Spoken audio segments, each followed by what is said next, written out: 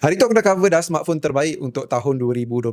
Sekarang ni aku nak cover 6 lagi smartphone terbaik yang aku sendiri pakai untuk tahun 2025. Kita start dulu dengan yang first kali, Honor Magic 8 Pro. Dia punya keupayaan kamera dia memang baik. Lagi-lagi dia punya part yang zoom-zoom tu memang win. And then kita ada Tecno Pova 7 5G. Phone ni harga dia 1000 dan ke bawah, tapi tak rasa macam pakai smartphone yang harga 1000 dan ke bawah. Ketiga, daripada Tecno juga, kita ada Tecno Pova Slim 5G. Yang ni feeling macam pakai iPhone Air, sedap pegang, nipis. Cumanya skrin dia curve, jadi bila aku nak cari tempered glass ataupun screen protector yang berkualiti untuk Pova Slim 5G ni, sedikit susah. Keempat, kita ada Honor 400 Pro. Body memang rasa premium, nampak premium. Lepas tu dia ada hardcore mode, memang padu babe. Itu tagline orang lain. Google Pixel 10 Pro rasa macam ada smartphone yang perform daripada setiap sudut function. Dan yang keenam, Poco F7 Ultra. Yang ni berbaloi betul dengan dia punya harga. Harga macam tu tapi dapat experience ultra. Dan aku suka juga dia punya warna kuning tu, cantik. So ini 6 smartphone terbaik yang aku sendiri pakai untuk tahun 2025. Untuk korang pula, smartphone terbaik yang korang pakai untuk tahun ni, smartphone apa? Cuba korang share dekat